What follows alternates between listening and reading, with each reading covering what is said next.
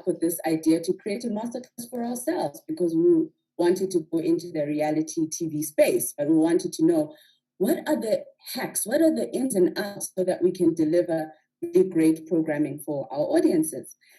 We want to say thank you to our incredible sponsor, the Gauteng Film Commission, for making this webinar a possibility and supporting us in this initiative. And we want to say, okay.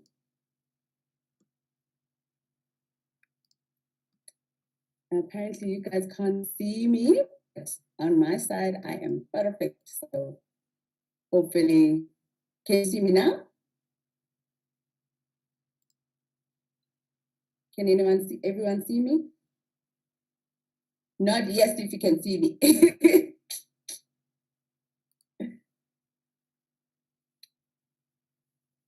Okay, so I will continue.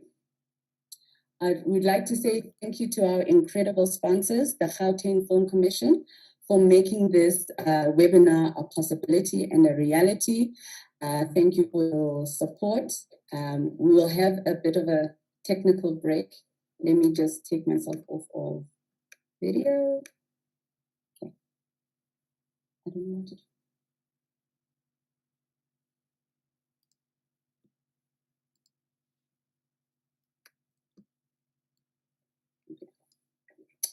Thank you. All right. Everyone can see me. Everyone is happy. The technical gremlins will always come out and just be jealous of what I'm trying to do. So I'll just start all over again. Hi, everyone. Welcome to this very first of its kind webinar, The Business of Reality TV web series. Okay, I'm so sorry.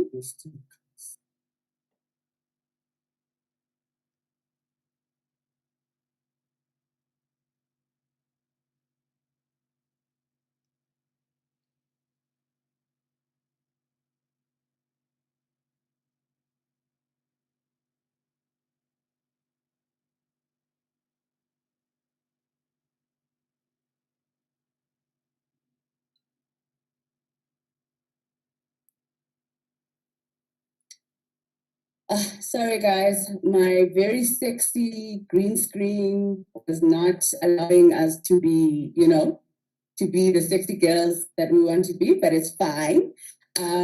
Like I was saying, welcome to this incredible webinar. We want to say thank you, first of all, to our beautiful sponsors, the Gauteng Film Commission, for making this webinar a reality. And we also want to say a big shout out to the Department of Sports, Arts and Culture for helping us to develop Love Unlocked, which is a gamified dating show I'm going to tell you a little bit about a little bit later. So we can say without a doubt that reality TV is the biggest format on South African screens, knocking out the previous champion, which was drama. People in South Africa clearly want to see their realities reflected back at them. They want to feel seen, they want to feel heard, and there's literally reality shows coming up every other day. It's why channels like Moja Love are so successful. And so today we'll be talking to two amazing humans about what we feel with the, sorry, Nomazi, please can you mute your microphone? And hi also. We'll be talking about what we feel is the engine behind any production, and more especially the reality TV format, producing. I can't stress this enough. So we have two amazing guests today. We have Vuyo Sokupa Sowa, I hope I said that right, Vuyo, don't kill me, who is an executive producer at Bright Fire Productions. And then we also have Mpumla Mkhize, who is a commissioning editor from Zanzi Magic. So we have really great people. You're in for a treat. Where did this whole journey start and where did the concept come from? So we are Rainbow Conscious Creatives. We are a brand storytelling agency that uses storytelling elements to help our clients connect authentically, lovingly, and memorably to their audience or their target market. We use from story strategy to formatting, from TVCs to branded film. We are your brand story success story, basically.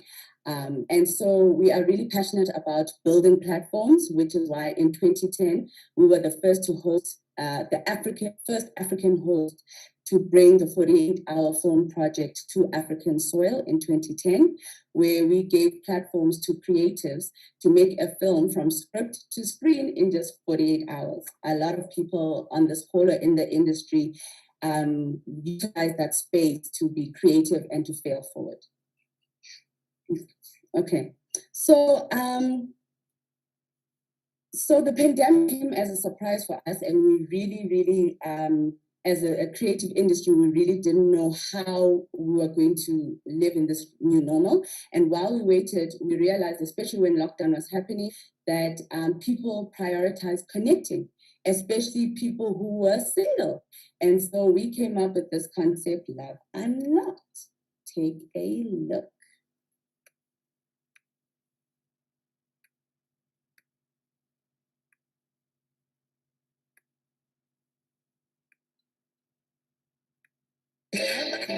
Is here, dating show that sets you up on 3 Zoom dates, and at the end, hopefully you will find one match. Let the drama begin. All right, so I think we are going to jump straight into it. We're going to have Vuyo Sukupa, who has an amazing what's this panel discussion and presentation plan for us. Vuyo, over to you.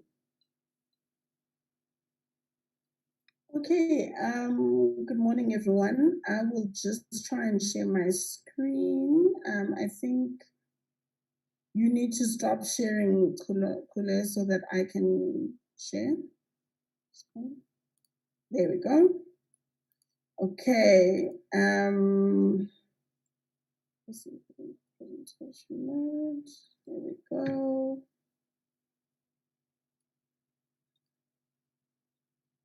Just 2 seconds. Allow. Everything that will go wrong always goes wrong, I guess, because we are talking about reality TV. There we go. Perfect. Okay, I hope everyone can hear me. So I'm going to try and share the little bit or the knowledge, I guess, that I've gained in the couple of years that I've worked in, or the extensive years that I've worked in the industry around producing for reality television. It is my favorite genre of television to produce. It is the most nerve-wracking, the most high adrenaline, but I think maybe I do enjoy it for those reasons. So just to begin, I think I'll probably start with the stuff that really is not the most important stuff, my background, so that you can maybe also know, as I go into the presentation, where I come from and the things that interest me. But anyway, I studied journalism and not necessarily didn't go to film school. So in that, I think it's very important to park and speak about that, because I think a lot of people that are in the industry, not everyone has to go to film school. I'm not knocking film school. I'm not saying it's not the place to be, but I just think that we have so many great people in the industry that have studied other things, and they bring such other different perspectives to the craft and the collaboration we do. And they don't necessarily have gone to film school. So I didn't go to film school particularly, but I studied journalism, which is also storytelling in its own way.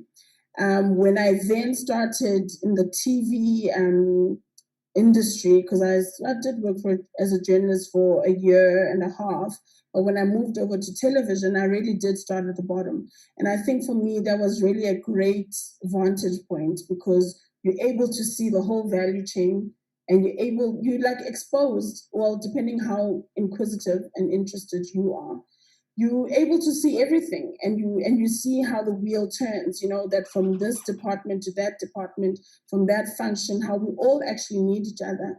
And you're able to go, oh, okay, so that person does this, and that's how it helps get the end product out. So for me, I always say to people when they're starting in the industry, please, always look up, have your eyes open, look up, look around, ask questions. What's that? Who's doing that? Why do they do it? Because I think in some ways you come into the industry thinking you want to do one particular thing, but you can get exposed to other divisions and functions that you weren't aware of. So I think for me, that's what helped me. I was able to go, oh, okay, I don't necessarily like being on set, not my favorite thing. So guess what? What do I like? Oh, I love content because storytelling, yet again. So I'll focus on the storytelling department.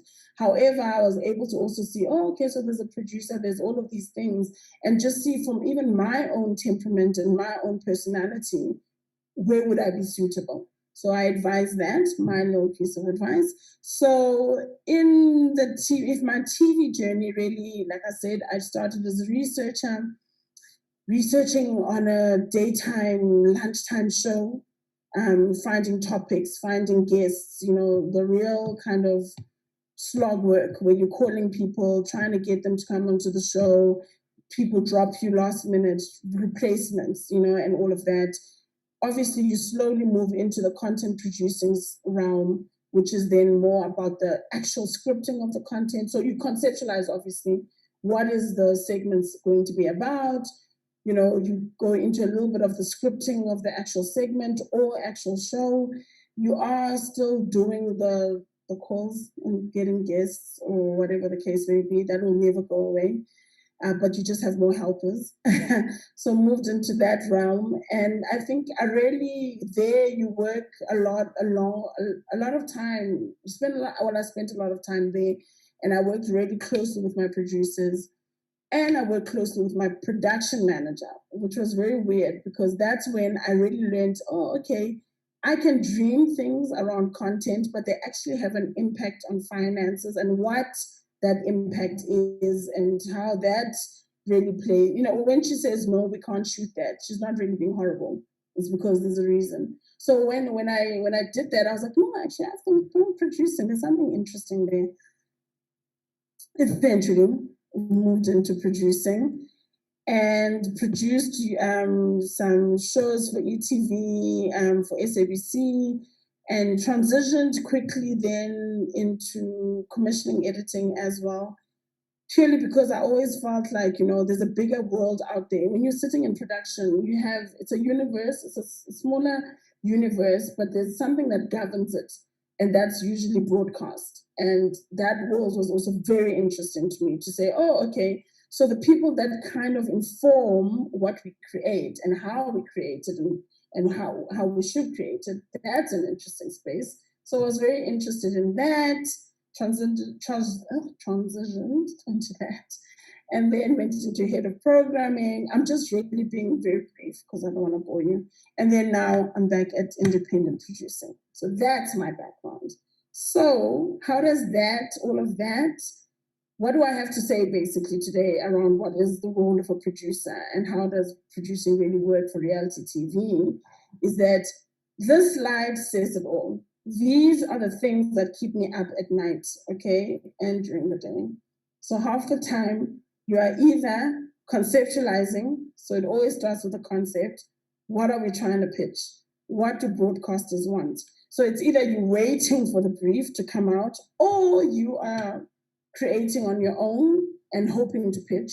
So the conceptualizing stage can really, take a long time depending on your skill set as a producer as well. Sometimes some producers aren't creatives. When I say creatives, I mean in the sense that they can't generate the content idea, right? So then they need to partner and collaborate with other people. So now you got to find people, hey guys, let's come together, let's create something. Or if you are generally a person that comes up with ideas, you've still got to collaborate because then there's somebody else, So I always say don't work in a vacuum. So you always have to pull in somebody else, like who's a director or something like that, or a DOP to some degree, just to say, oh, does this make sense? So anyway, you spend a lot of time on conceptualizing. And then I think as a producer, your biggest role is who are we pitching this to? Like, who are we designing it for? Because it's always nice to sit in a boardroom or in a room or whatever and come up with something, but who's going to watch it? Who's going to buy it? Who's interested? So then you've always got to have the landscape of your buyers in mind. So that's your broadcasters, your platform owners, and all of that. So you've got to, so as a producer, you've got to quickly shift into that gear while everybody else fine tunes the concept or the creative of going, okay, cool, I've got to pitch this thing, got to sell it. So in that same vein, while you are creating, so conceptualizing and budgeting, I think go hand in hand. And I think sometimes where people go wrong is that they'll have a great concept, but they haven't really thought how much is it going to cost. And then you always have that awkward moment, and I'm sure Pumla is going to talk about it, I don't know, in pitches where somebody says, oh, I love it. How much is it? And then you're like, oh, I'll have to get a producer. Oh. You know, and that's not a good look. So I always say, if when you are at conceptual stage, and oftentimes my current series director that I work with hates it because I always go, okay, how many shoot days is that? Okay, how many units are you going to need?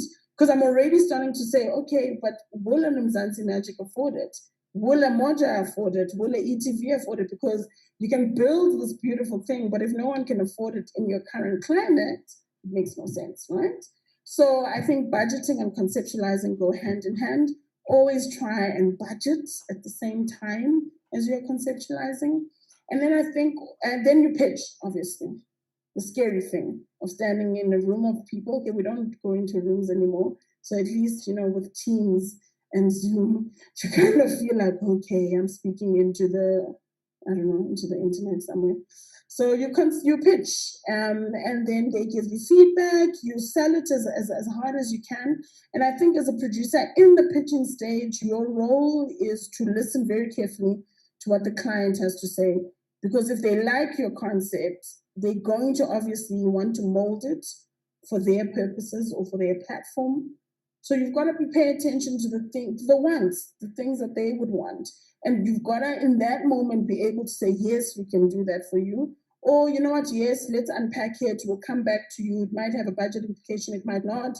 You know what I mean? So I think when you are in your pitching phase, you won't pitch by yourself. Obviously, as a producer, you pitch with your team. Let your team handle the creative. So when they're pitching the content, let them handle the pitching of the content creative. When you must listen to the business of, okay, the feedback that I got, what the implication does that have? Because oftentimes when you then finish your pitch and you've won it, you've got to unpack and then you've got to deliver. So that's where the producer needs to really go. And then I think obviously then it's the crewing up. You've got to find the good people and you've got to set up a really strong team. I'll speak about some of those key learnings in my next slide, but you've got to crew up properly and then they've got to execute, right? They've got to think. You are also scenario planning at the same time. So yes, there's a plan A, but you've got to have a plan B, C, D, E, F, because ultimately you have to deliver. And you have to deliver on the same piece of money, right? So as a producer, once you've sold it and you've crewed up and you've handed over to your line producer or to your producer, your other producer, you've still got to be in the back of your mind, go, what if something goes wrong? What then do we do, and have those scenarios at hand. And I think this was just, I guess, me talking about a commissioning cycle. If you were not going to be pitching maybe to a commissioning channel or anything like that, you're pitching to financiers, right? So you have to have a finance model. So if you're going to not have it commissioned and ask somebody or maybe finance yourself, you've got to go into the round of saying, okay, how much would it cost me to do this? How much do I need? How do I finance it? Do I bring in the DTI? Do I bring in all of these little things? And then you'd have to figure out that finance model as the producer. And then it's always contracts, right? You've got to contract everybody's schedules, contract everybody according to schedule, because it will not make sense otherwise, because you are running a business as well. So these are the things, guys, that really keep me up at night when I am now working on a show. And it's like my little tick box of sorts. I think this was like one of the greatest definitions, I think, if anyone needs a definition of what a producer does. In a nutshell, you are in, so as much as you will hire well and people will have designated roles. As a producer, you are in every single process of production. Never are you not there. It's just that you might have the first person who's leading the certain thing, like for example, someone who's heading up post or supervising post. So you're not daily supervising post. However, the post-production schedule and keeping to that is important to you. So it's like, as a producer, truly and honestly, I can't say as a producer there are certain areas that you do not oversee and you are not part of. So I thought this was a nice, definition for anyone interested. So for me, I think, so what I'm about to go into are just some of my key highlights of things that I always think that people should bear in mind. I think that, key creative, in terms of key creatives and crew, you've got to get the right skills on board. Don't duplicate skills. You've got to get people, I think, who are stronger where you are weaker. Because, sometimes I think we always focus just on energies. Oh, I love working with this person. Yeah, great, fantastic. I'm all about energies. But at the end of the day, what is the skill set that you bring that I do not have that will elevate and ensure that we make sure that the concept comes to life, right? So I think really crewing up is very, very important. And I'm not saying energies and team dynamics don't play a role here. But I think skill is also one of the biggest things where, as a producer, you must sit and be able to say, in my skills matrix, okay, I know so-and-so covers this. If anything goes wrong, I know this one would have got it. So just always be clear on when you crew up, you've got the right skills on board. And as a producer, please don't do other people's jobs. If you've hired somebody, trust them to do the job. Or else don't hire people you can't trust. If you can't sleep at night, knowing that somebody is in charge of a certain function, don't hire them. It's just as simple as that. It's got, it's not personal. So I just feel like because you've got so much to oversee as a producer that you cannot, on top of that, be doing other people's jobs, or else it's just pointless, right? You yourself, you don't grow and they don't grow. So I think that's very, very important. In terms of budgeting and schedules, like I said, add conceptualization, which would involve budgeting and scheduling. Walk through the concept step by step, visualize it. Because if you can't see what you are going to pitch, there's no way that you're going to be able to pitch it successfully to somebody else. Like, you need to be able to be so clear. Like, in my head, I'm so obsessive, I think, and even the people that I work with, when you pitch a concept, I can close my eyes and I can see either the opening frame or the whatever. You need to be that detail orientated, because that's when you'll know, in the detail of your budget and your scheduling, that's when you will know what resources you need in order to create whatever vision you have or whatever concept you have. And then also, I think equally I know this is just about producing and not about the other content division. But I think that's why you need to have really strong, solid content people that can articulate what they want to do. Because when they can't articulate it, and when I say literally, I have a series director who will give you a document where she explains accounts minute by minute what she is shooting. Now that is obsessive, I know, but actually it helps me as a producer, because then I go, oh, okay, so then, okay, this, she shouldn't need this. Okay, this is, she needs something. So visualization is very, very, very, very important. And then like I said, go into production with a complete vision of the finished product, because then you can't measure whether you've succeeded or not if you don't have that. You're just going to be continuously, troubleshooting, and then you never really have a big vision of what your end product is. Once you've gotten the contract, you've gotten the commission, or all of that, you would have worked with a contract budget. It's very, very important to move to a working budget. And I think as a producer, that's your first job. The first job is to pick up whatever the commission signed off budget was, and actually say, okay, what is the actual true budget? Because sometimes, depending on skill sets, the people that pitched don't necessarily know the how can I put it? The day-to-day running costs, let me put it that way, of a production. So now, as a line producer, you pick up this contracted budget and you're like, oh, but there's no way that we can pay for security at the budgeted amount. So now you've got to rejig things. So I think without a working budget, you're going to shoot yourself in the foot. And as a business, you won't make money, which is just then pointless to everything that you're doing. I think one of the biggest common mistakes is also budgeting without a director, a series director, and a DOP included. The reason why I say this is, and I've even said even at contract budget stage, because you will then say, oh no, Pumla, it's only going to cost you R3. Then you come now to working budgets and you have your favorite DOP, your favorite director, and they're like, no, I need 7 cameras, I need a slider, I need this. And then all of a sudden it's not R3, it's now R10. You can't go back to client and say, oh, sorry, you know what, I actually made a mistake. So for me, I think to just avoid all of that, just right at the beginning, pull people in and say, look, I haven't gotten the contract yet, but when I get it, I do hope that I can work with you. Let's figure it out. How would you shoot this? What resources would you need? It just helps a lot. So I just think avoid that. Your schedule, like I said right in the beginning, know how you want to shoot it. Have a very firm and tight schedule. However, have a plan B, a plan C, a plan D, because this is reality television. Everything and anything that can go wrong will go wrong.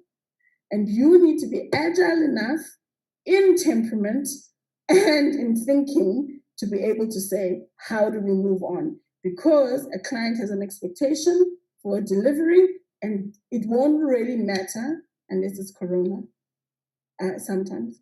Whether you can deliver or not, you know what I mean, what your challenges were. So you need to think about that. And I think you just need to be very, very agile and have those plan Bs and plan Cs.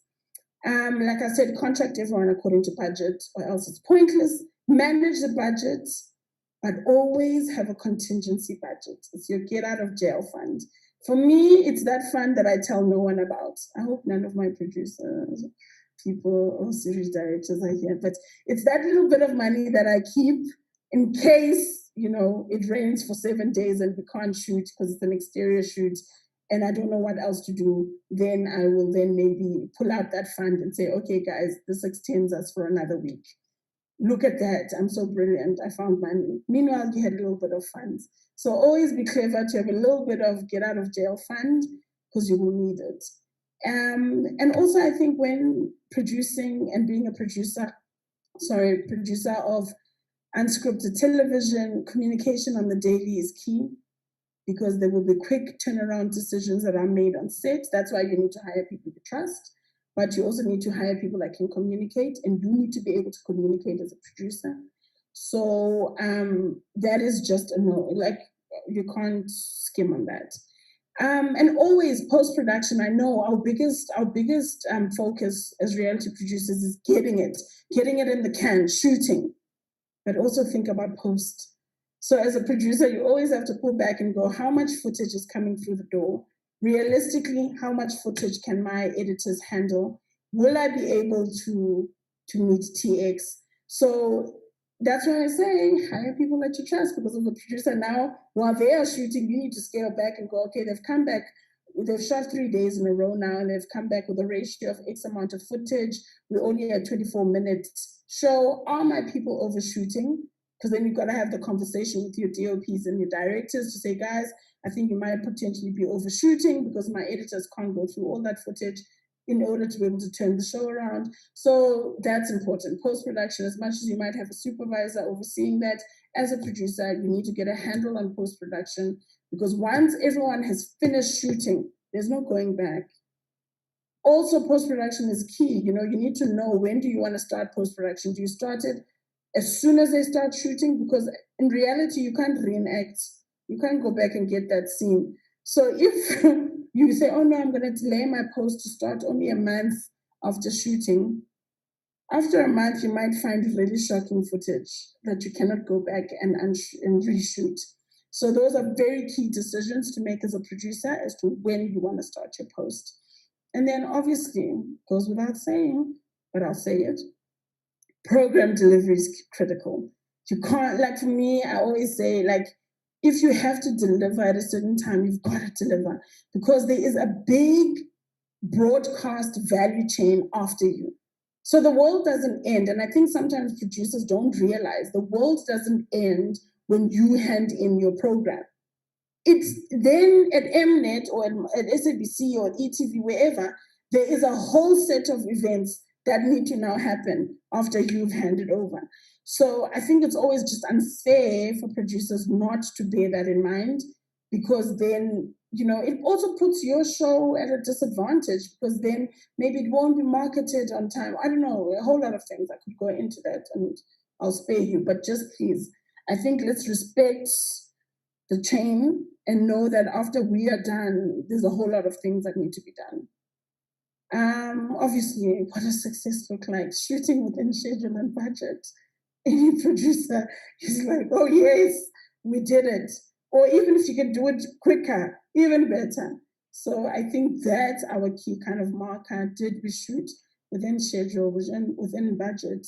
And obviously, is everybody happy and healthy, which is great. And then ensuring that the team was able to shoot what you promised the clients. Because really, if you don't do that, the client will take it because they have to just finish the season with you. But trust me, when you step into the pitching room again, they're going to remember that no, but you were the guys who promised us an egg and you gave us a mango. And that's not what we want. So I think, that's what success looks like. If the client can be like, yes, this is exactly what I thought it would be. So it's kind of good. And then obviously being well received by viewers, because I think we all do it for audiences to enjoy. We don't do it for our 4 friends at home. So I think when audiences can receive the intention behind what you were shooting, like for me, that's always my greatest joy. Like sometimes I don't hold Twitter actually to be the biggest marker of success in terms of content, but I do like to hear what the viewers have to say because it's quite interesting, right? So sometimes when my shows are on, I will go in there and I'll be like, oh my gosh, they got it. That's what we were doing. We were actually thinking that. So it's nice. It's rewarding. And I think I won't go too much into the last bit because I think that's for Pumla, I guess, to give a little bit more insight into. But why do audiences love reality? I think it's a guilty pleasure, guys. Like there's a lot of people, because I mean, we all come, we come from the world of scripted, we've watched soapies, we've watched dramas and whatever. And then comes reality, which has actually very many different genres, FYI. There's high-end reality and then there's other reality. And I think the whole spectrum is a guilty pleasure. People like to say, I don't like watching reality, but I've started to like this. And you just know that it's that thing that they want to come home to and secretively watch or maybe comment on. And I think also beyond that, viewers really feel like there's a personal connection between themselves and the people in the shows. So it's either they identify with those people or they know people like those people or the subject matter is something that they felt like, oh my gosh, I really feel like this is interesting. So I think there's a true deep personal connection and they see themselves in what they enjoy to watch or they want to be like. So I think, producing this kind of genre for me is exciting for those reasons. You get to be able to be a mirror, either reflecting back to society. And sometimes it's blemishes, it's things that people don't want to see about themselves, but it's what's happening in society. And then sometimes you just get to celebrate, which is really great. So in essence, I think without having to bore everybody, that's in a nutshell what I can say producing reality TV is about, the experience and some of the key takeouts that I would give. And I mean, I could go on. There's more extensive stuff, but I guess that's what it is. So over to you, Kule. That's my story.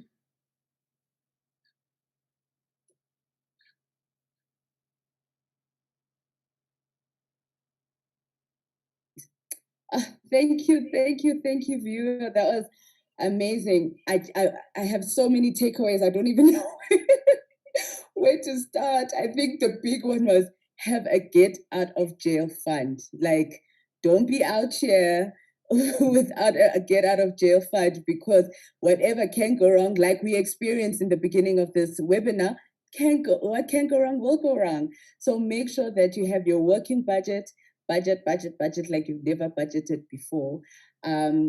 I think people would have seen a great pop-up of a poll that we're running right now. Please do answer that. We also have a question and answer. You don't have to raise your hand. You can just go to the Q&A and type in your question and we will ask it. So here are a few questions from our audiences. Oh, actually, let me just quickly do the intro again, because the interwebs was jealous of our progress. So as you know, that this is the first Business of Reality TV Masterclass, and we are so excited and we are so grateful to our sponsors for allowing us this opportunity. Thank you to the Gauteng Film Commission and the Department of Sports and Culture. I am Kule, the Love Activist from Rainbow Conscious Creatives, which is a brand storytelling agency that specializes in connecting our clients to their audience through authentic, love-filled storytelling. This whole beautiful setup was inspired by a show that we came up with during lockdown called Love Unlocked. And we thought, okay, because we're in the agency space, we really need to know what the business of reality is about. And this is why we have beautiful people like Vuyo who are here to give us some pearls of wisdom. So here are some questions from our beautiful viewers. Okay. Susan says, hello, I own a production company and have some ideas for TV shows, but I need to connect with producers. How do I go about doing this? With what are producers looking for? That's a good question. Oh, okay, that's a tricky one, because I think producers also, because our industry, as much as it's a thriving industry, is also a very small industry. So I think also ideas, how do I put this? People try not to, producers are very wary of people coming up to them and pitching their ideas to them, because you must understand, ideas are common. So I always say to people, guys, if I've thought of a show and I show idea, so it's not a format, it's an idea, best believe there are 10 other people that have thought of it as well. So your ideas are not unique, they are not exclusive. It's the execution of the idea that will be unique to every person. So as producers, we are sometimes scared, not scared, but we're just reluctant to hear people's ideas, because chances are I've thought of the similar thing, and now I'm going to be accused, of having taken somebody's idea and whatever the case may be. So I think for me, if it just depends, if I'm not sure that the person was asking the question, whether they work in TV and in what capacity they work in TV. I think if you're already in the industry and you work in TV, or maybe if you don't, try and get into the industry, maybe working in TV, because then by and large you will work with a producer that you can trust, and then maybe the two of you will develop a relationship where you guys can potentially help each other with ideas, or they can help you with your idea. But I think to just randomly be able to go out and solicit advice from producers is becoming a little bit difficult nowadays, because everybody is generating content. Yeah. But having said that, there is the IPO. But I mean, if you're an independent person and not necessarily a production house, getting into those structures is very difficult. But and I think with COVID, now that there aren't many events happening, it's very difficult, to meet and in social settings with producers or people in the industry. So you've just got to, I think for me, to also protect your own idea, just, talk to people that you can trust, and hopefully they'll lead you to solutions or to some kind of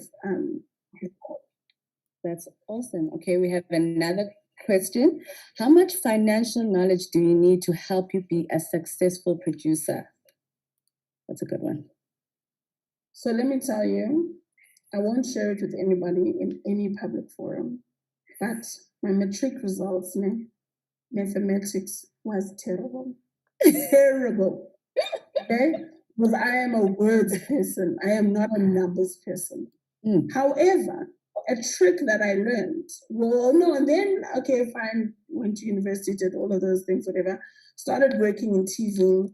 When I was doing content producing, was then exposed to budgeting and all of that, I started to realize that actually I don't hate numbers in TV, and I don't know why. And after thinking about it, I realized because I can tell a story with the numbers. That's why they don't scare me. So for me, budgeting is not a scary process when I do it because I'm telling a story. The number equates to so let's say if it's camera and it's 40,000. I'm like, 40,000 in this instance is 3 camera guys. 3 camera guys are 2 days. So it's 2 days to shoot, let's put it that way, and it's 3 camera guys a day. So that equals to the 14. So I think for me, what I then did is for somebody who doesn't really like numbers or scared of finance, was to realize that actually for budgeting in film, it's about what is the story, what am I telling, and then converting it into numbers, right? So, but having said that, I think you do have obviously to have some general proficiency in being able to balance numbers. But it's also not your function. That's why you have a production accountant who is the true numbers person, who then says, okay, no, you haven't thought of this. Oh no, this doesn't balance. So you have somebody who checks you. I often find as well that line producers are also better numbers people than some producers. So if you get a good line producer, depending how big your budget is, because not all budgets allow for a line producer, but if you get a good line producer, it's usually people that are pretty good in numbers. But I do think ultimately the buck ends with you. So you need to be comfortable in dealing with numbers because you need to be able to double check that, okay, we are where we are supposed to be. So you have to be comfortable. You don't have to be great at it. Okay. Awesome. And then we have one more question. This is from the Rainbow side. How has COVID changed the way you produce?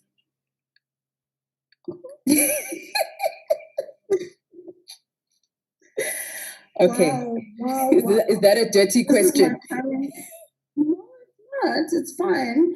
It's my current experience. I was in mid-production when, COVID ramped up and we went into second wave.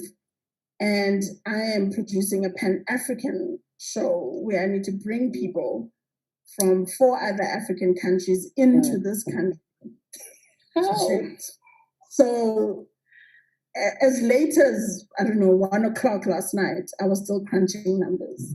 So that's how COVID has impacted my life, in the sense that you can't produce the same way that you used to. So even if it's a smaller show, you've now got to have an extra layer of consideration of, okay, how do I ensure that everybody is going to be safe and kept safe in order for us to shoot for 3 weeks or for 5 weeks or whatever it may be. So it's changed how our function. We now have to think of the worst things of what if a crew member needs hospitalization? What if I am away and I can't get there logistically? How do we do it? So it's truly and honestly the biggest shakeup, I think, beyond just the digital everything that everyone talks about. I think it's just on set. It has become this cumbersome big thing that we really have to think it through because it's about people's lives and people's health. Yes, it's about shooting and making sure we get the show done, but now it's about people's lives and whether people will survive. You know what I mean? So it's tough. I don't want to lie about it. It's not easy. It's very difficult. Yeah. Okay, we have one more question actually. A lot of people want to know about pitching. What are the key ingredients to set up a successful pitch? How do you even get into the door to pitch? Sometimes is even the question that people want to find out about. Can I tell you, I think if you don't have an existing relationship, obviously, with the broadcaster, sending look, here's the thing, and I say this because I've done it. I've done it many times. When I send off an unsolicited proposal through portals and whatever constructs that each broadcaster has, I'm really not afraid, because I know that how I want to execute it. I'm not worried. Let me put it so, I'm not worried about somebody taking my idea and whatever. Like I said, ideas are universal. They were probably thinking about it. But what I am selling to the broadcaster is my viewpoint and how I want to execute, and what the intention of what I will bring through the show. So I can pitch the same concept with 4 other people, and I'll still be confident, because I have a particular, or my team and I have a particular viewpoint in which we want to shoot the show. So I always say, in order for you to get known, you've got to put yourself out there. So you've got to submit unsolicited, concepts. Maybe there's some concepts you don't want to do that with, which is great. Then think of other things. Or, like, for example, you cannot be a producer or have a production house and not have a bank of concepts, because then you are sitting and waiting for briefs, which for me doesn't make sense. So continuously develop, and some of them throw them out there, put them out there, so that way, because the broadcasters do look at those unsolicited proposals at different intervals, and they do give feedback in whichever way. So you never know if one day they say, oh, actually, you know what, we are looking for new producers. You've got a great particular perspective and point of view. Let's talk. If you don't have that, you would then have to find a producer that maybe does have that, right? And you say to that producer, I'm not going to send you. That's another thing. Don't email producers your concepts, because number one, I think it's rude, and number two, it's not fair. Rather, send an email or call and say, hey, producer X, I like your work that you've done. I've got a concept that I think it needs your particular touch, or whatever the case may be. Can I please have a coffee? I know you might say no, but can I have a coffee with you? That producer might say yes, and then you have the coffee. Then they will decide, okay, send me a concept. But this thing where people concepts on email is just wrong. It's wrong on everybody's level, So I think just protect yourself, protect each other, and just send an email of, hi, I think I want to work with you. And then that way, that will help you, because then that producer potentially has a relationship with Channel already, and then they can work with you and whatever. But having said that, everybody just needs to protect themselves and make concepts. Okay. So the big one in terms of pitching is, guys, your viewpoint is what you are selling, not necessarily the concept. Got it. And also, I think in pitches, channels will all repeatedly ask you, so what is it? What is it? What am I seeing? So you have to be clear about what you are selling. That's why I said, always, at concept stage, always know what you are pitching and how you are going to shoot it. That's what helps you win. I got you. Okay, we have one more question actually from Bongani Mabuza. He asks, does TV have a future given the many platforms and new ways of consuming content online? That's a goodie. What I always say to people is, guys, TV is one platform. We are content producers and not necessarily TV producers right now. And I think that's how you need to look at yourself. You are platform agnostic. You will produce content for multiple platforms. Television happens to be one of them. Okay, you will have other platforms, which are OTT platforms, your Netflixes, your Showmaxes, your whatever. That is another platform. So I don't necessarily think that television is dying. I just think that viewers have more options now as to, like, for example, I can have a DSTV account, I can have a Netflix account, I can have an Amazon account, and I will watch different pieces of content on all different ones, and I can have a Showmax. So it's not to say that I think, we are forsaking one platform over the other. I just think that viewers are being opened up to multiple platforms. And also, you are still living in a country where, a lot of people consume their content through television. And when I say television, I even mean SABC. So people still watch that kind of. Not a lot of people or numbers have moved off. I'm now talking jargon. Traditional scheduled television and are sitting on just digital platforms. It's not the case in our country. And I think so there's still a great playing space. I think, in fact, now it just means that producers are going to have to come up with really exciting pieces of content for every platform to be able to market differently. So now, I think, with money, we can do great things. So. With money, we can do great things. And so, thank you so much for your. I have so much. We don't have enough time, basically. So question and answers are closed. I hope you guys participated in the poll. And we are going to get into our next speaker. But before I get into our next beautiful speaker, Pumla, I just want to give a background as to what inspired us at Rainbow to host this masterclass. For us, we realized that first of all, reality TV is the biggest and most beloved platform in South Africa, I would say, because it gives South Africans in particular a mirror for them to see their lives reflected back at them.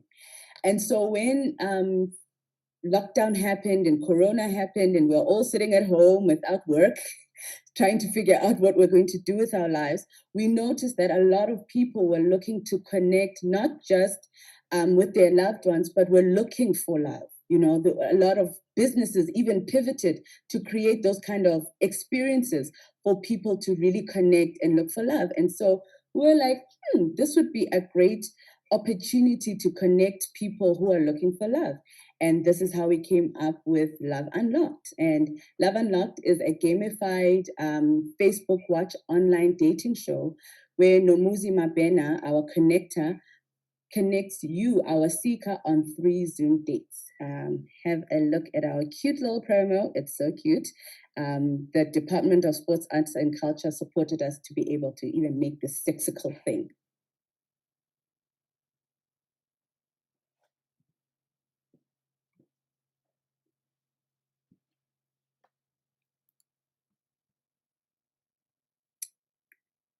Awesome. So for us, this is a huge learning opportunity at Rainbow because we have a more of an agency background. We decided, you know what, let's create a masterclass for us so that we can deliver, the best product, not just for our viewers and our partners, but for our clients as well. And so we've also featured or incorporated gamified features like branded trivia games where our brand partners can brand and curate games to our audiences. And this allows for our audiences and our brand partners to have a share of voice and also possibly influence who our seeker goes on a face-to-face date with, who they choose to go on a socially distanced, safe date with. And hopefully, they find love, they unlock that love. All right, so let us get straight into our next beautiful speaker, Pumla Mkhize. So Pumla represents the channel and client landscape. She is a commissioning editor for a variety of shows on Mzansi Magic. We are excited to hear about, the importance of your production team. I didn't realize how important this was to a broadcaster, for example. What is the concept of your business? As a business, what is your concept? Because you have to run as a business when you become a production.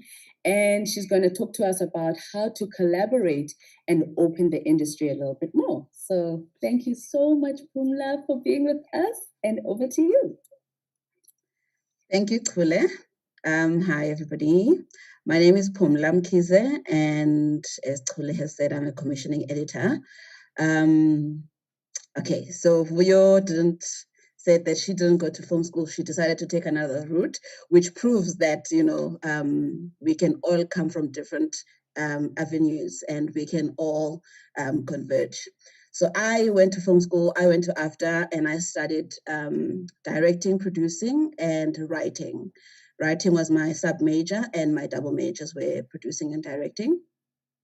And I was passing producing so effortlessly that my lecturers swayed me to produce, although my love was to direct. But I think that looking back, I'm actually grateful that they did that, because, you know, well, our pass, if for you to pass, you had to get 80%, right, for your majors. So I was scraping in the 82% on directing. So that's why they pushed me to producing, because I was getting like, you know, 96s, 98s. So it was like, okay, that's where you belong, which has been the biggest blessing, to be honest. Vuyo said I should answer the why audiences love reality shows. I wasn't planning to speak about it, but I'm going to start with it. Oh, sorry, I forgot to share my slide.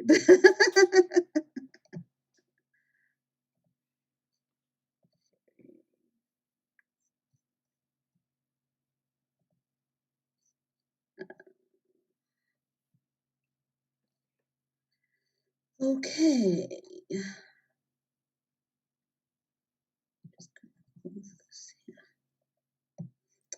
All right. Okay, so why audiences love reality TV? So in my experience, audiences love reality TV because it's escapism. You know, watching other people's problems is better than dealing with your own. You know, who wants to be stressed, you know? And like personally for me, when I watch TV, it's because I want to feel relaxed, and I want to feel like I want to forget about life, you know? And I think that's how it is for most people, you know? And other people just want pure entertainment. They want to laugh, you know, they want to cry with somebody, they really want to go on a journey with somebody else, you know, and experience someone else's life, you know? Okay, and moving back to my original presentation. So I'd like to speak about the importance, or rather the ideal team and the importance thereof. So who you hire is critical in to your project, because of many factors that I'm going to unpack. Don't work with friends unless you can discipline them. If they are going to undermine you, it's not good for business, as they will unwittingly influence others to undermine you too. Then you would lose control of your production. And I can't stress that enough. You know, don't hire friends just to give them work, but make sure that, you know, it's people that know what they're doing, that excel at what they are doing, because it's very important to produce a good product and to deliver a good product.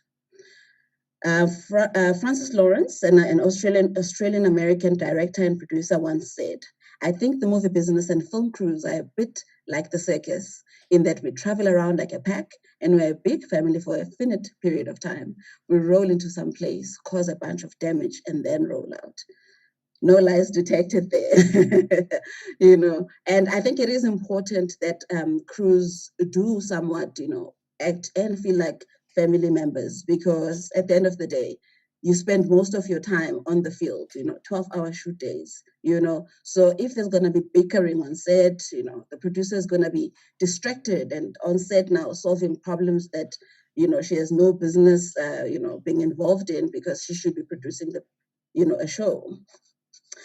And then Stephen Dougray Scott, a Scottish actor, once said, "The success of the film is down to the crew." And that is so true. I'm going to unpack on that point a little bit later, but no one is more important than the other, you know. So in production, you find sometimes that there's this us versus them thing, and it's destructive. And I think that we should all just not entertain it, and we should quash it. It's not good for business. And then moving on to crew, cast, and okay, continuing on crew, and then we'll move later to cast, and then about consuming television. So working conditions aren't always ideal. And work with people who are passionate about their craft, and you'll never feel burdened. But hire the wrong team and you will feel like you are carrying a truck full of hot coal on your bare back. And every producer knows how difficult it is, to produce a TV show. And it's fun, and some people say, oh, it's not brain surgery, but sometimes it does feel like it, So it's very important to make sure that you have the right people in your team, just like a certain specialist doctor ensures that in theater they have all these other specialists who will look after their department. It's the same in the TV industry. You need to have that. Otherwise, you are bound to fail. Excellence. The right team will carry you through on your toughest of days. Their personal passion for excellence will give you a successful product, which can bring in more business. You are entrusted with people's money. Act right. In film school, we were taught never to expect to make money on our first projects, as you need to put all that money on screen in order to earn more work. Don't shortchange yourself. A slightly cheaper crew can be a very expensive mistake. So it's important to ensure that everyone that is on the project is passionate about their particular department, because that way they'll bring in extra. And it's really critical. I cannot stress that point enough, because otherwise you end up with issues that end up becoming your commissioning editor's problems when they shouldn't really be. And if you can make our lives easy, please do. Hire the right people, please. And in film school, it's really one of the places where you are sort of looking for talent, so to speak. So while you're in film school, make sure that you are watching other people. Yes, while you are busy studying and making sure that you are producing or you are doing whatever it is that you need to do for you to pass. But it's important for you to look out for other people in your classmates, who's excelling at what, because it's one day you will think, who can do this? And that person will come to mind and they might just save you. On cast, moving on to cast. Your cast is important on a reality show, and casting the right people, I cannot stress that enough. You have to cast the right people, and you have to walk them through the process, walk them through what it means to be on television, because some of them have never been on TV. They do not know the repercussions of being on TV. So it's very important that you make sure that you manage that relationship. You look after your cast, you nurture them, you manage them.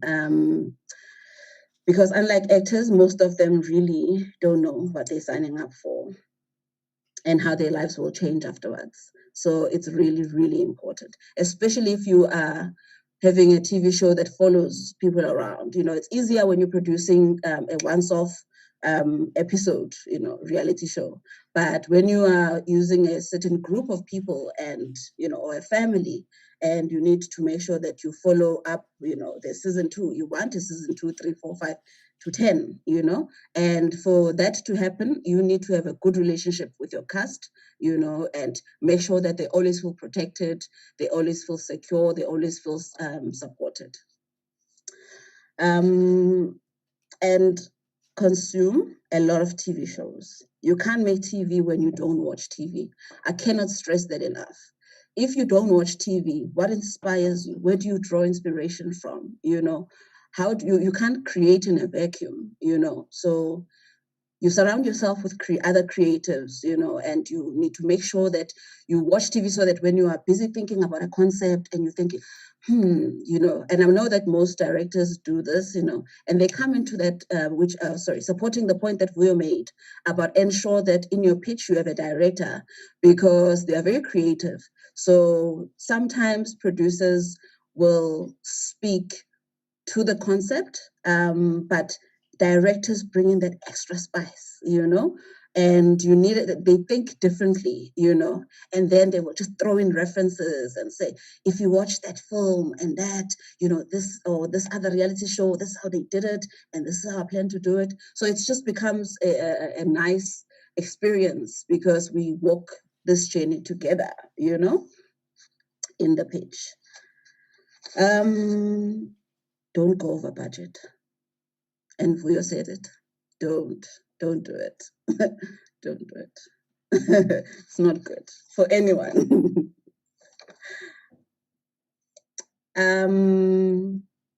Mentorship. There's an African proverb that says, "Indlela ibuzwa kwabaphambili," which means you can learn a lot from those that have experienced life before. There's a lot of knowledge waiting to be shared. Find a mentor. Be a mentor. To senior producers, share the knowledge and your experience. Nobody should die with all that knowledge. To junior producers, you may be brilliant and possibly the next big thing, but you don't know it all. There's always a lot more to be learned. Allow yourself to be teachable. And that doesn't mean you must dumb yourself down. You know, don't play small, you know. Come with your excited self, you know, bring all of you into a project, you know, when you have a mentor, you know, participate fully, walk this journey with them and receive when they teaching you something, take it and be trainable, you know, and make sure that your mentor knows your goal so that they can help you walk that journey and get you to the other side. But it is really important for there to be a mentorship program in the industry, so that we don't find ourselves running out of talent, you know. And like we also mentioned, you know, the fact that in the Q&A that there's a lot of productions now, because whether you're producing for TV or you're producing for a web series, whatever the case is, you know, people need to work, and I mean, work is out there, so they'll be employed. And now, where do we find other people, you know, other crew members? So you need to make sure that you, and this doesn't go just for producers, you know, for every crew member, make sure that you have somebody that you are training up. Collaboration. Seniors and junior producers. For senior producers, there are junior producers looking for experienced companies to co-produce with. Open your doors. Someone else once gave you a shot as well. And Vuyo spoke about the fears of producers and how it is a monster out there, and people can just, you know, come with their ideas and then, you know, turn around tomorrow and say that you stole their idea, which is really understandable because, you know, we are all in the industry. We see it a lot. So my suggestion is it's always important to rather, as a junior producer, make sure that you send your proposal to the broadcasters that you are targeting. Make sure that you get a pitch. And then when you are pitching, if they love your concept, they will advise you to go and find someone to collaborate with. And then you must do your research, you know, make sure that it's the right company for you and, you know, produce. And then for the second meeting, then you will bring them in and, you know, they will then be your support structure in your second pitch. Producers and clients. Once you have been commissioned, the idea is no longer just yours. Allow your client to collaborate with you. It's meant to be a beautiful dance of creating. And that is really important because we shouldn't be at loggerheads trying to push and pull. You know, we are all here with one vision and one goal, and that is to make the best TV, to entertain our viewers, you know. So nobody's trying to, you know, be on a power trip or whatever. You know, we all just want a beautiful show. We all passionate because we are all creatives, you know, in the process. So make sure that you really move with your client. Build a great brand. Align yourself with people whose brand values complement yours. There is a saying that says birds of the same feather flock together. Excellence should always be the order of the day. So many people think that a brand is just a marketing term and it doesn't apply to TV.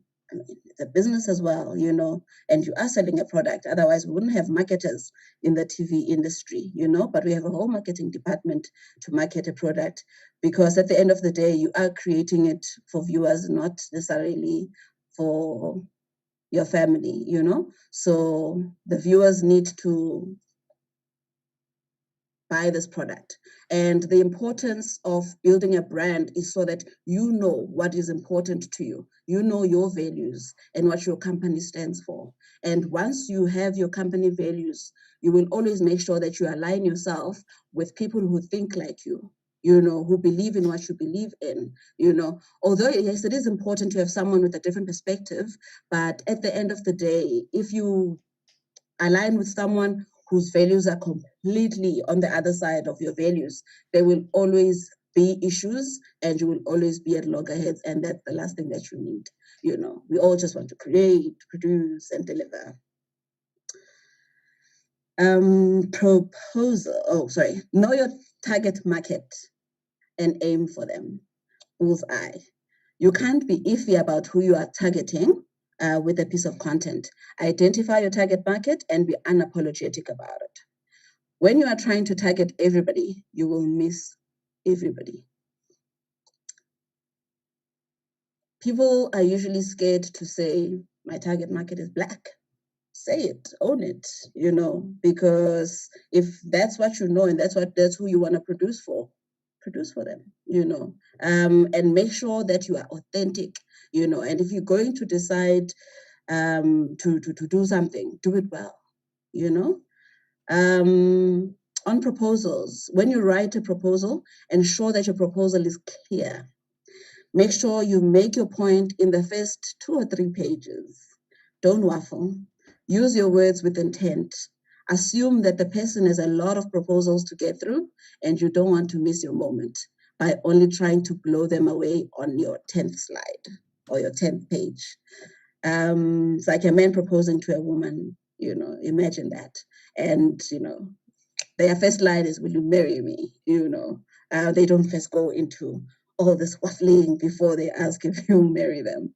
And the equivalent of a proposal is an elevator pitch, because that's really, you know, your moment to get through the door, because it buys you that opportunity to enter the door. Because if a proposal is not interesting enough, if you're saving, because, you know, some people say, I'm saving it, you know, so that I can blow you away in a pitch, you know.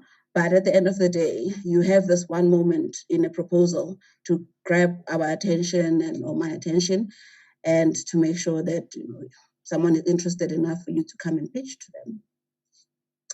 And presentation or pitching, when you get an opportunity to pitch, ensure that your presentation isn't just words. Make it pictorial. As humans, we are 90% visual beings.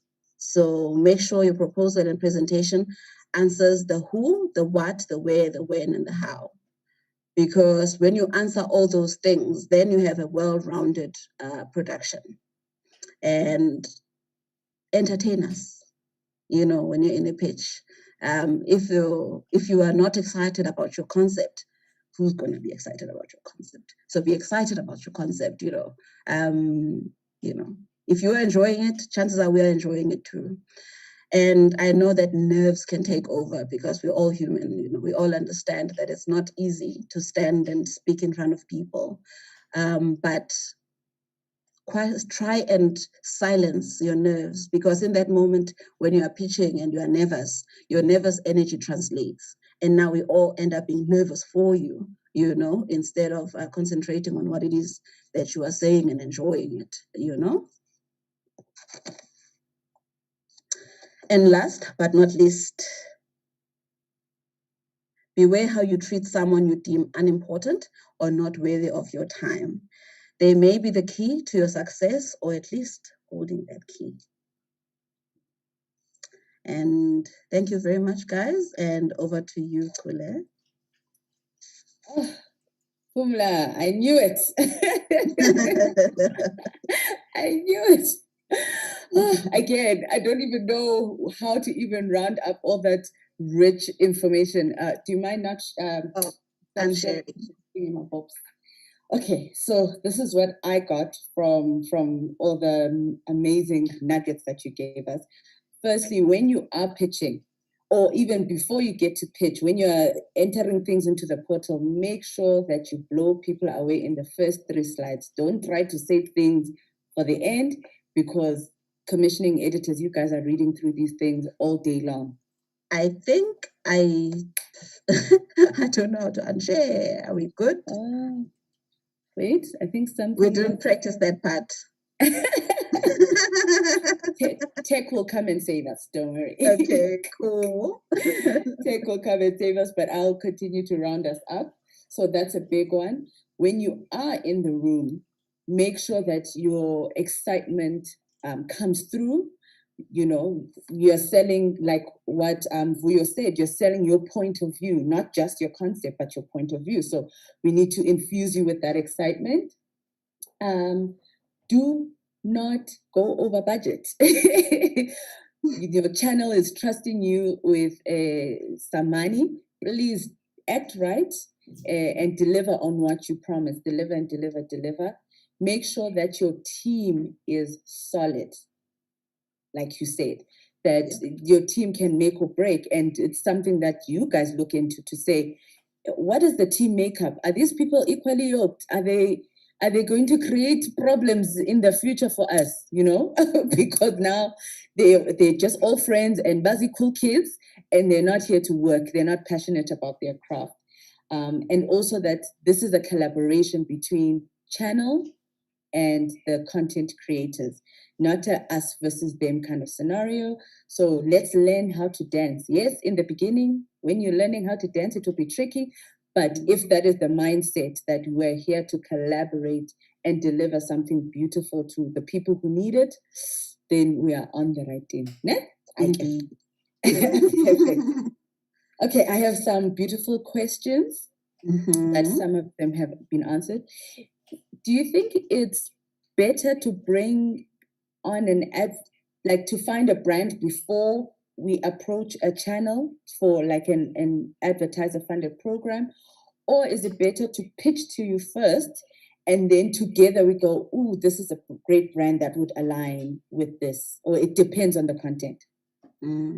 I think it is important. Personally, I think it's important for you to find a brand first if you want an advertiser-funded production, because you will send it to us, and if there's no sponsor, then it's gonna be like, you know, because it's just easier when you already have someone who's interested. Okay. All right. And how do those relationships usually work? Because sometimes brands can come on board and then go, this is how we want things to go. This is, you know, and then they're hard selling on your product. How do you mitigate that? Because you're also a brand, you're also a business with business objectives. How do you find that balance? Is it in the brand you pick or the relationship you have with the brand? How do you mitigate that risk of hard selling happening? It's another beautiful dance. Because because at the end of the day, they have their own objectives on what it is that they want to achieve, and you also have your own objectives in terms of, you know, your client, and you know what it is, what is going to turn them off, and what they're going to be excited by. So what you do is you try to sit in a room and have these discussions prior to even putting an agreement together, because after the agreement, it's already too late. So it's important to make sure that your sponsor understands that, because if the sponsor doesn't understand that, then everyone's going to have a problem. But at the end of the day, if a sponsor insists, you know, you just find a way to make it work. Oh my gosh. Okay. And then we have some questions from our beautiful audience. Let me see some beautiful questions here. Actually, no, sorry, before I go to our audience, I love you, audience. I'm not ignoring you. I just had I just have some questions on my side. In terms of pitching, right? Okay, you've gone into the bottle, we've blown you away, we've caught your attention. What is I know you said what, where, how is a great format, but what have been the most exciting and memorable pitches that you've been involved in, and what for you made those pitches stand out? That's a tricky one that I'm not sure I can answer, because I don't want to come across as, having criticism or biased, Like, what did they do? Like, did they bring fireworks and like drove in a motorbike into the... Don't joke. We've seen a lot of things. Okay. But funny enough, my most favorite one was not even, it was during lockdown, because, when you're pitching through these Zooms or Teams, it can be tricky, but, we all know our strengths and our weaknesses, So this team had this one guy who was so entertaining. Like, we were all laughing, we were all on mute, we were laughing and cracking up. It was divine. So just, I think I remember that because it's something that I really enjoyed. And I was like, you must be the guy on the TV entertaining, because we were entertained. So we are all creatives and we all want to be entertained. So if you entertain us, chances are you'll be able to entertain the viewers. Actually, on that, still a bit on pitching, does it up your chances if you pitch with a pilot? Not necessarily. Because if the concept is not strong, even a pilot won't make it strong. But it can be an advantage, I guess, because sometimes you might not be able to sell, maybe your strength is not selling, but because there are many people who might not be the greatest speakers, but they are the greatest doers. So those people, I guess you can be the judge of what it is that you want. If you feel that you are not strong enough to pitch something, then, and you are stronger at doing, then produce something, create something, and, let us see the vision. Because if you're going to sell, if you don't want to risk losing it and you're not great at selling and you just want to show us something, if you can afford it, why not? Can't hurt. It can't hurt, ne? Okay. All right. So we have a great question here from Jabulano. Jabulani. Any available platforms for mentorships and internships in this field for people seeking for production experience, especially in this COVID time where it's a bit tricky to incorporate newbies with us having to learn on the go to keep up with COVID? Yeah, that's a good question. I don't know if there are existing platforms per se, but I do think that the IPO should definitely create something like that, because it is important. And otherwise, just knock on doors, you don't have to wait. Knock on doors, someone will eventually say yes and open the door. And also, yes. And also, producers are always looking for entry-level people, like your production assistants. So send your CV everywhere. Knock on doors. Yeah. And also there's the Talent Factory, the DSTV Talent Factory. Oh, you can start engaging with people in the industry as well. So take a look at that. Yeah. We have another question about many productions are made up of family and friends and crew due to budget constraints. What would be your kind of advice to work the budget in a way that makes sense, where you don't have to be hiring friends and family? Negotiation is key, and having good relationships with people, if you have good relationships with your industry mates, don't always be shortchanging people as well, because there are those people who are always on some, I don't have a budget, and people are like, when are you going to have a budget? So be legit. When you don't have budget, you don't, and then negotiate them down. And I mean, our crew members, teams out there are very willing, so if they see your passion and they want to support you, they will. But also it goes to how you treat them, So if you are a douchebag, nobody's going to want to work with you, you know. But if you are a good, you know, that whole point of humility, you know, so people will give what they get, you know. So people will be willing to go to war for you if you treat them well. Okay. And another great question. This is a brainbow one. You know, we have always been passionate about creating platforms or safe spaces for people to fail. It's why we created the 48-hour film project, or brought the 48-hour film project. It's why we're doing this as we speak right now. But mentorship seems to be a difficult one in our industry. For some reason, people feel very precious about the knowledge that they have. And it feels like it's very hard to enter into the industry a lot of the time. So what would be your advice in terms of navigating the mentor space? I'm a mentee, yes, I'm knocking on doors, but maybe the way I'm coming across is not very clear and articulate. Can you give some advice on you on the other side who would be mentoring? What would you look for in a mentee?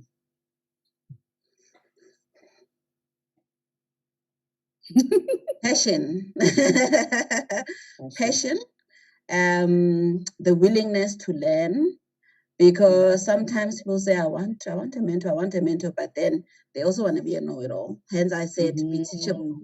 You know, so if someone is teaching you something, take it in, you know, think about it, meditate over it, you know, because at the end of the day, they also speaking from experience, you know.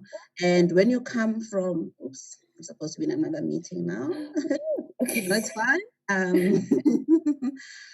So it's important to make sure that brand alignment again, you know, you align yourself with a mentor who's going to guide you, you know, someone who speaks to your spirit as well, because there's no point in someone who might be fragile working for someone who's hardcore, because they might break them, you know. So you need to find the right people, you know, scout, you know, find out what kind of a person they are, because that's also important, because it does end up becoming a personal relationship, you know. So if the energies that we were speaking about are very important. Are you equally yoked? Okay, one more question before you go, Shem. I know you are needed in the world. We need you. Don't stress. This question is from Keith Moodley. What's the average cost per minute for shows that you generally commission? If you can share that, 24 minutes versus 48 minutes. I don't know if I can share that, but we don't necessarily have cost per minutes, you know. So we're flexible, you know. It's depends on the creative, you know. If we say we have X amount of money and your show is gonna cost R1 million extra, it's a negotiation. And make sure that you negotiate before. If I say I only have 100 rands for you to produce something, and you know that it's going to cost you 200 rands, don't sign just because you want the contract. You know, communicate, negotiate, and that's when you can negotiate. Not after signing the contract. Don't trick people into a marriage that you know. Yes, communicate. Don't be scared of losing an opportunity. If they're interested enough, you know, to want the product, they will negotiate with you, and they will listen, and you know, you come to some agreement, you know, whether it's a matter of saying, okay, we might not have 200 rands, we might have 150, but we have airtime, and you can find somebody who can bring in XYZ, and then, you know, so there's always a way. Just communicate, negotiate, and meet each other halfway. Oh, negotiate, communicate, and meet each other halfway. That is a perfect way to end off today, our very first Business of Reality TV webinar. Thank you so much, Pumla. We appreciate you. We love all the work that you guys are doing, and we're hopefully we'll be standing in front of you one day, also pitching our COVID dependent. Well, virtually. Yes. Pitching our concepts. That is it from us today, guys. Thank you so join much. us to yes, thank you. You can, what is it? Mute. Yes, you can mute. Back to you guys who have been watching us today. That was amazing. I hope you guys got a lot out of it. I want to see if I can see what our poll results are. Okay, in the meantime, while we gather up our poll results, tomorrow, be sure to join us tomorrow. We have some great speakers as well. We have Portia Hlubi, who's the director extraordinaire, who's directed some of your favorite shows like Utando Nestembu. And we also, so she'll be talking to us about directing, her personal style of directing. And then we also have a social media specialist, actually, because social media is a form of reality TV. Yeah, so we have Nomazizi Mahlabe, who will be talking to us about how to start building your brand as a reality show, even before you start pitching to broadcasters in different platforms. Here are the results of our polls. Have you ever had a successful pitch or proposal? So 20 people or 40% have said yes, and 60% said no. So hopefully from the great points that we got from both our beautiful speakers, Pumla and Vuyo, we can change that into more 60% yes and 40% no. And then, yeah, I think that's it, guys. It's so hard. It's so hard to say goodbye, but we'll be together tomorrow, I promise. All the technical glitches will be all figured out. As you can see, I had such a sexy backdrop with graphical things, but anyway, the internet said no. Have a beautiful, awesome, amazing day. Lots of love from Rainbow Conscious Creators, and we will see you again tomorrow.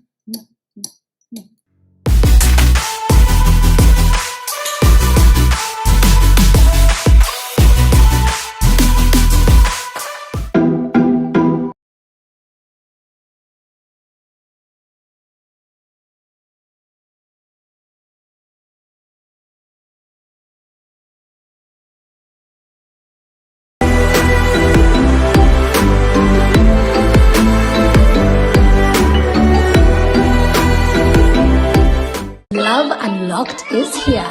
This is the dating show that sets you up on 3 Zoom dates, and at the end, hopefully you will find one match. Let them jolo begin.